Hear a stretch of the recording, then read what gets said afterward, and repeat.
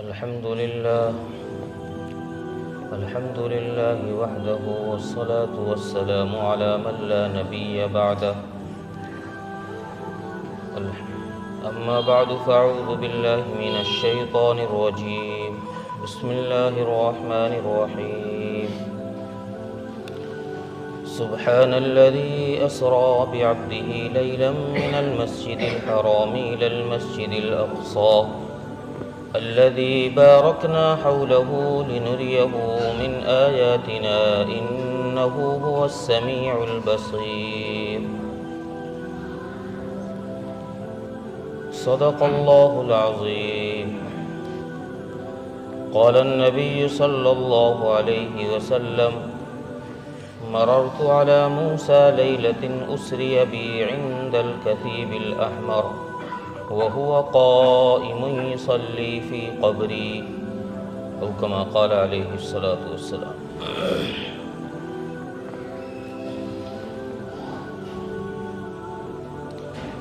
محترم عزیزو، غیور نوجوان دوستوں اور بھائیو،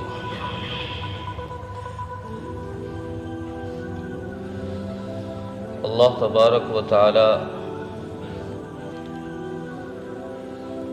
اپنے احکامات کو بتانے کے لیے اور سمجھانے کے لیے، عمل کر کر دکھلانے کے لیے انبیاء علیہ السلام کو بھیجتے ہیں۔ نبی آ کر بتاتا ہے قوم کو کہ نماز کیسے پڑھنی ہے، روزہ کیسے رکھنا ہے، حج کیسے کرنا ہے، زکوٰۃ کتنی دینی ہے، کب دینی ہے، کیسے دینی ہے۔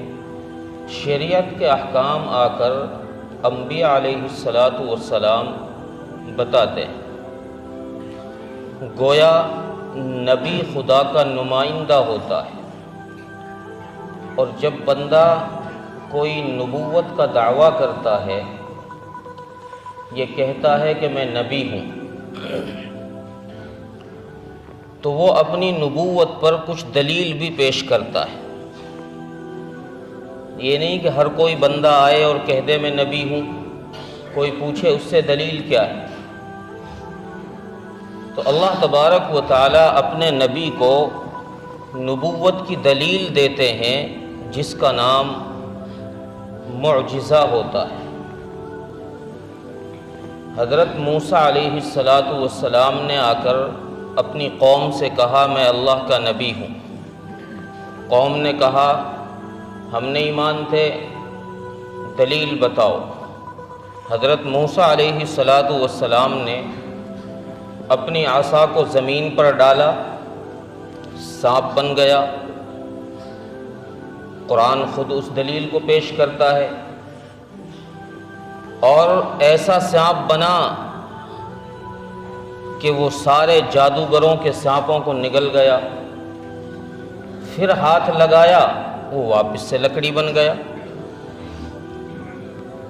اپنا ہاتھ حضرت موسیٰ علیہ السلام نے بغل کے اندر ڈالا، باہر نکال کر دکھایا تو سورج کی طرح روشن چمکدار ہو گیا۔ واپس سے بغل میں ڈالا تو پھر ایسے ہی ہاتھ بن گیا۔ حضرت عیسیٰ علیہ السلام کو بھی اللہ تبارک و تعالیٰ نے معجزہ دیا کہ مادر زاد اندھے کی آنکھوں پر ہاتھ پھیر دیں، بینائی لوٹ کر آ جائے۔ کوڑھی کے اوپر دم کر دیں، کوڑھ کا مرض صحیح ہو جائے۔ مٹی سے بنائی ہوئی چڑیا، پرندہ، اس میں پھونک مار دیں، وہ زندہ ہو کر اڑنے لگ جائے۔ ایسے ہی اللہ تبارک و تعالیٰ نے انبیاء علیہ السلام کو نبوت کی دلیل عطا فرمائی، جس کو معجزہ کہا جاتا ہے۔ اسی طریقے سے اللہ تبارک و تعالیٰ نے اپنے حبیب صلی اللہ علیہ وسلم کو بہت ساری دلیلیں عطا فرمائیں، بہت سارے معجزات عطا فرمائے۔ انہی معجزات میں سے سب سے بڑا معجزہ قرآن ہے، اور اس کے بعد رسول اکرم صلی اللہ علیہ وسلم کی ذات کا معجزہ معراج۔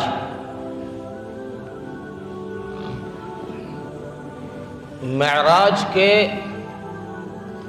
واقع ہونے میں کہ معراج کب واقع ہوا، نبوت کے کون سے سال واقع ہوا، ہجرت سے کتنے دن پہلے واقع ہوا، اس میں بہت سارے اختلافات ہیں۔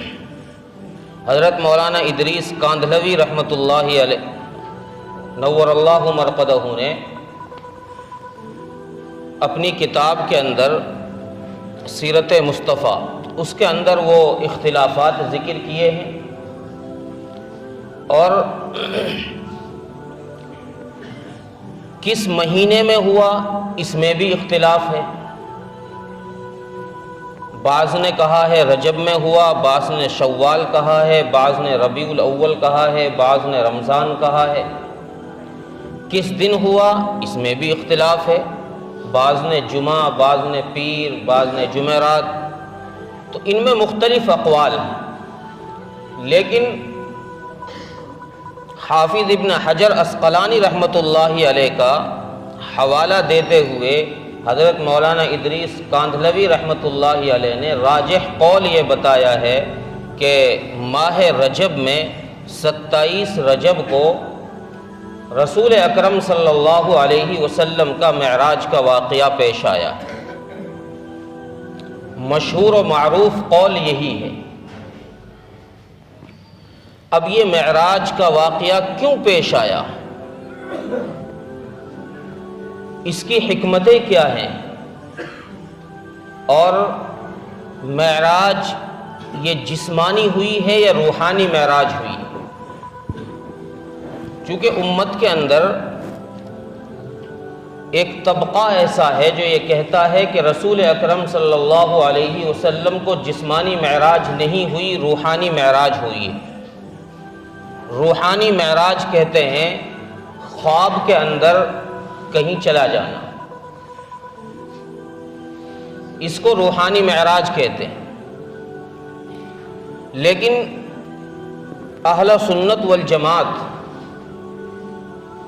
چاروں اماموں کا اس بات پر اتفاق ہے، امام ابو حنیفہ، امام شافعی، امام مالک، امام احمد بن حنبل رحمہم اللہ، ان سب کا اور ان کے علاوہ جمہور علماء کا اس بات پر اتفاق ہے کہ رسول اکرم صلی اللہ علیہ وسلم کو یہ معراج جس کا قرآن مقدس کے اندر ذکر ہے یہ جسمانی معراج ہے، روحانی نہیں ہے۔ اب یہ جسمانی معراج کیوں کرائی گئی ہے، اس کی بہت ساری حکمتیں علماء اکرام نے، مفسرین نے لکھی ہیں۔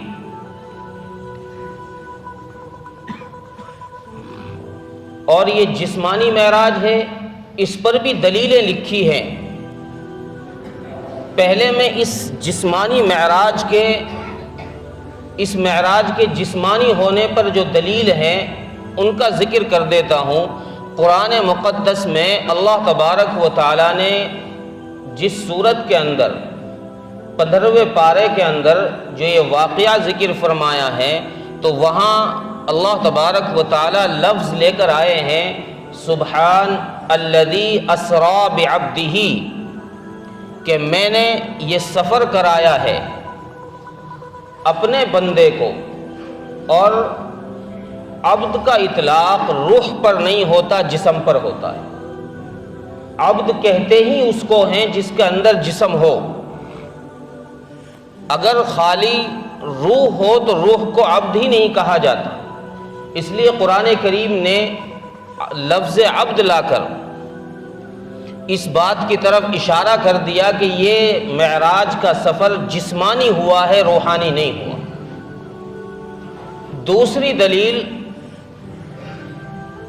یہ معراج کا سفر جو کیا گیا ہے یہ براق پر سوار ہو کر کیا گیا ہے، اور براق پر سوار ہونا اس بات کی دلیل ہے کہ یہ سفر جسمانی ہے، روحانی نہیں ہے، کیونکہ روح کے بیٹھنے کا تصور ہی نہیں ہے، بیٹھتا ہی وہ ہے جو جسم ہو۔ روح کا تو کوئی جسم ہی نہیں ہے، روح کو تو ہم نے دیکھا ہی نہیں ہے، روح کے بیٹھنے کا تصور ہی نہیں ہے۔ جب تصور نہیں ہے تو پھر اس سفر کا روحانی ماننا، اس کا بھی کوئی تصور نہیں، تو یہ سفر جسمانی ہے۔ تیسری دلیل اللہ تبارک و تعالیٰ نے قرآن کریم میں یہ دی، لِنُرِيَهُ مِنْ آیاتنا، کہ نبی جی ہم نے یہ آپ کا سفر جو کرایا ہے یہ اس لیے کرایا ہے کہ تاکہ ہم اپنی قدرت کی نشانیاں تمہیں دکھائیں، ہم اپنے قدرت کے کرشمے تمہیں دکھائیں۔ آج تک دنیا میں جتنے انبیاء علیہ السلام تشریف لائے، سارے نبیوں نے آ کر یہ بتایا کہ اللہ کی ذات موجود ہے، اس کا کوئی شریک نہیں ہے۔ سارے انبیاء نے آ کر یہ بتایا جنت موجود ہے، اعمال اچھے کرو گے تو ٹھکانہ جنت ملے گا۔ سارے انبیاء نے آ کر یہ بتایا جہنم موجود ہے، اعمال برے کرو گے تو جہنم میں ٹھکانہ ملے گا۔ سارے انبیاء علیہم السلام نے آ کر یہ بتایا عرش موجود ہے، اللہ کی ذات موجود ہے، اور ساری چیزیں موجود ہیں۔ انبیاء علیہ السلام نے آ کر بتایا۔ اللہ تبارک و تعالیٰ نے اپنے حبیب صلی اللہ علیہ وسلم کو آنکھوں سے دکھا بھی دیا، تاکہ اگر کوئی یہ سوال کرے کہ بھائی یہ بتایا تو بہت سارے لوگوں نے ہیں لیکن کسی نے ان کو دیکھا بھی ہے، تو لوگ کہہ دیں، امت محمد یا کہہ دے کہ ہاں ان کو دیکھنے والا ہمارا حبیب حضرت محمد مصطفیٰ صلی اللہ علیہ وسلم۔ اس لیے اللہ تبارک و تعالیٰ نے معراج کرائی، جسمانی معراج، چونکہ روح کے اندر دیکھنے کا تصور ہی نہیں ہے۔ آدمی دیکھے گا ہی وہ جس کا جسم ہوگا، آنکھیں ہوں گی، جس کے جسم ہو اور اس جسم میں آنکھیں ہوں، دیکھنے کا تصور وہی کیا جائے گا۔ تو اس لیے ان سارے دلائل سے پتہ یہ چلا کہ رسول اکرم صلی اللہ علیہ وسلم کو جو یہ معراج کرائی گئی ہے، یہ معراج جسمانی ہے، روحانی نہیں ہے۔ اس کے علاوہ احادیث میں آپ صلی اللہ علیہ وسلم کا روحانی معراج کرنا، خواب میں آپ کا سفر کرنا، یہ کئی حدیثوں میں ثابت ہے۔ حضرت امی عائشہ رضی اللہ عنہا کی حدیث سے ثابت ہے کہ آپ نے روحانی معراج بھی کی ہے۔ اور جب آپ صلی اللہ علیہ وسلم اس سفر سے واپس تشریف لائے تو آپ نے آ کر کفار مکہ کے سامنے اپنی بات رکھی کہ آج میں نے اس مختصر سے وقت کے اندر اتنا لمبا سفر کیا ہے، تو کفار مکہ نے اعتراض کیا کہ ہم نہیں مانتے، ہماری عقل اس بات کو تصور نہیں کرتی کہ کوئی شخص اتنا لمبا سفر مکے سے لے کر بیت المقدس سے آسمان عرش تک اتنا لمبا سفر اتنے مختصر وقت میں کر لے، ہم تصور نہیں کرتے۔ اگر رسول اکرم صلی اللہ علیہ وسلم کو یہ معراج روحانی ہوتی تو کفار مکہ کو اعتراض نہ ہوتا۔ کیوں؟ اس لیے کہ اگر کوئی شخص سویا ہوا ہو اور کوئی آ کر اسے جگا دے کہ بھائی اٹھ جا، اور وہ کہنے لگے کہ یار تو نے کیسا غلط کام کیا ہے، مجھے اٹھا دیا، میں تو اب خواب میں مدینہ منورہ پہنچا ہوا تھا، تو کوئی اعتراض نہیں کرتا اس بات پر۔ اعتراض اس بات پر ہوگا کہ وہ آدمی یہ کہہ دے کہ میں تو مدینہ منورہ میں بیٹھا ہوا تھا، میرا جسم مدینہ منورہ میں تھا، اعتراض اس بات پر ہوگا۔ تو کفار مکہ کو بھی اس بات کا یقین تھا کہ یہ معراج جسمانی ہوئی ہے، روحانی نہیں ہوئی، انہوں نے بھی اس بات کو مانا، اسی لیے تو اعتراض کیا ابو جہل نے جا کر ابو بکر صدیق رضی اللہ عنہ سے کہ ابو بکر عقل تسلیم نہیں کرتی اس بات کو کہ نبی اتنا لمبا سفر اتنے مختصر وقت میں کرائے، ہم نہیں مانتے اس بات کو۔ ابو بکر نے جواب یہ دیا کہ ابو جہل تجھ سے بڑا بد نصیب بھی کوئی ہوگا اس دھرتی پر جس نے نبوت کی ذات سے یہ بات سنی ہے اور پھر تسلیم نہیں کیا۔ میں نے تو ابو جہل تجھ سے یہ بات سنی ہے، میں پھر بھی تصدیق کرتا ہوں۔ یہ تو دلائل رہے کچھ اس بات پر کہ رسول اکرم صلی اللہ علیہ وسلم کی معراج یہ جسمانی ہے، روحانی نہیں ہے۔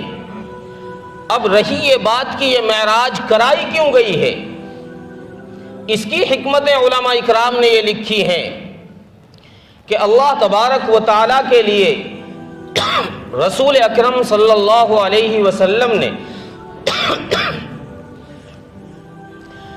اپنی عبدیت کو بالکل نیچے کر دیا، زیرو کر دیا اللہ کے سامنے، بالکل چھوٹا کر دیا اللہ کے سامنے، اور یہ ثابت کر دیا کہ اللہ تیرے نام پر ہر چیز قربان ہے میری، میں ہر چیز تیرے نام پر برداشت کر سکتا ہوں۔ جب رسول اکرم صلی اللہ علیہ وسلم نے اپنی عبدیت کو بالکل ڈاؤن کر دیا، نیچے کر دیا، اللہ تبارک و تعالیٰ نے بھی اپنے بندے کو اٹھانے میں حد پار کر دی، سب سے اوپر لے کر چلے۔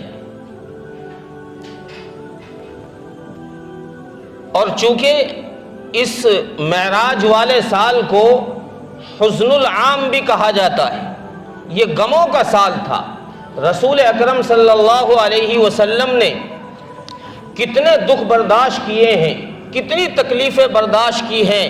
آپ صلی اللہ علیہ وسلم نے طائف کا سفر کیا، وہاں آپ پر دشمنوں نے پتھر برسائے، آپ کے جسم کو لہو لہان کر دیا، آپ کے پیروں سے خون جاری ہو گیا، آپ کے نالین مبارکین خون سے بھر گئے، تر ہو گئے، اور پھر آپ صلی اللہ علیہ وسلم پر ظلم کی انتہا کہ شیب ابی طالب کے اندر آپ صلی اللہ علیہ وسلم کو قید کر دیا، 3 سال آپ وہاں قید رہے۔ اس مشقت کے بعد جب آپ باہر نکلے تو آپ کے چچا جو آپ پر ایک سائبان کی طرح تھے، ابو طالب، جن کی وجہ سے آپ صلی اللہ علیہ وسلم سینہ چوڑا کر کے جی رہے تھے، کسی کی ہمت نہیں ہوتی تھی کہ کوئی آپ کی طرف انگلی اٹھا دے، آپ کے چچا کا انتقال ہوا، آپ کو تکلیف ہوئی، اور یہ تکلیف آپ کی روح کو نہیں جسم کو ہوئی ہے۔ اسی طریقے سے اس سال رسول اکرم صلی اللہ علیہ وسلم کی سب سے چہیتی بیوی حضرت خدیجہ رضی اللہ تعالی عنہا کا انتقال ہوا۔ اس انتقال پر بھی چونکہ حضرت خدیجہ رضی اللہ تعالی عنہا نے اس وقت آپ کو سہارا دیا جب کوئی آپ کا ساتھ دینے والا نہیں تھا، جب آپ کے ساتھ لگنے والا کوئی نہیں تھا، حضرت خدیجہ نے اس وقت آپ کی ہر طریقے سے مدد کی، آپ کے ساتھ دیا ہے، آپ کی ہمت بڑھائی ہے، آپ کے حوصلے کو بلند کیا ہے، آپ کو نیچے نہیں ہونے دیا۔ جب حضرت خدیجہ کا انتقال ہوا تو آپ کو حزن ہوا، تکلیف ہوئی، غم ہوئے۔ آپ صلی اللہ علیہ وسلم کو ان ساری تکالیف سے دور کرنے کے لیے، آپ کے دماغ کو، آپ کے دل کو ان ساری پریشانیوں سے دور کرنے کے لیے، فریش کرنے کے لیے اللہ تبارک و تعالیٰ نے اپنے حبیب صلی اللہ علیہ وسلم کو یہ معراج کا سفر کرایا، تاکہ ان دشمنوں کو پتہ چلے جن لوگوں نے آپ کو تکلیفیں پہنچائی ہیں، چونکہ یہ معراج کا سفر آپ کا اعزاز بھی ہے اور آپ کا اعجاز بھی ہے۔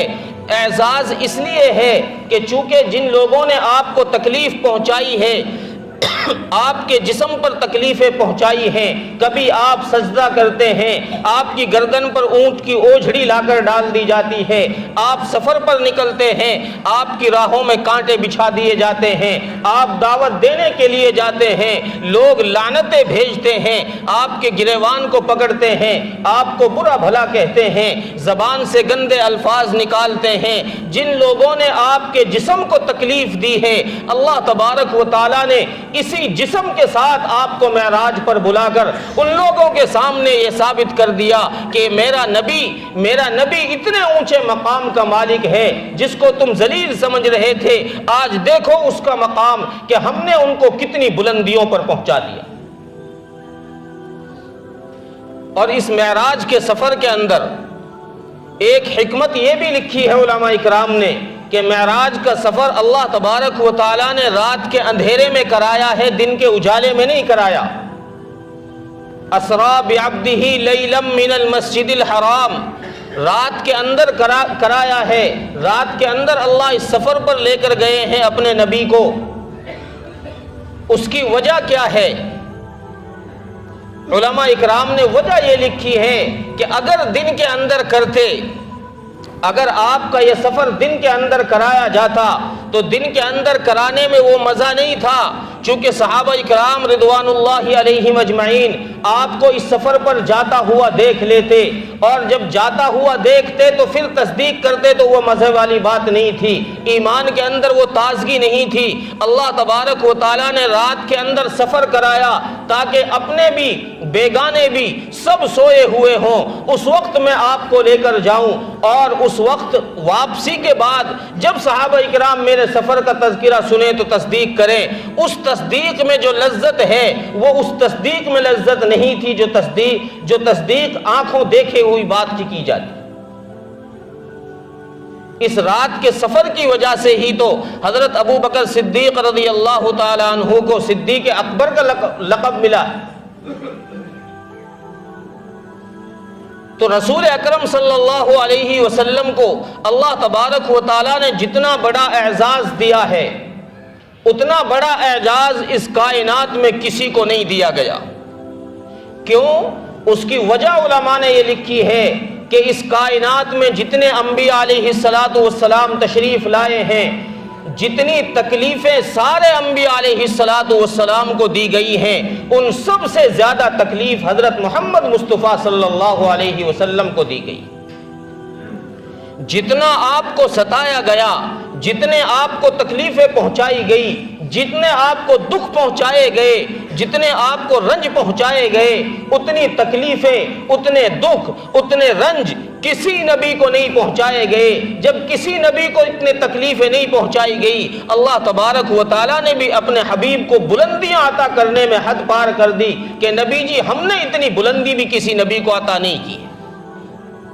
اس لیے اللہ تبارک و تعالیٰ نے اتنے بلند مقام پر اپنے حبیب صلی اللہ علیہ وسلم کو فائز کر دیا ہے، لے کر چلے گئے ہیں۔ اور چونکہ یہ معراج کا سفر قرآن کریم نے دو سفر ذکر کیے ہیں یہاں پر، ایک ہے اسرا، سبحان الذی اسرا بعبدہ لیلا من المسجد الحرام الی المسجد الاقصی، ایک سفر اسرا ہے اس میں جو مسجد حرام سے مسجد اقصی تک کا سفر ہے۔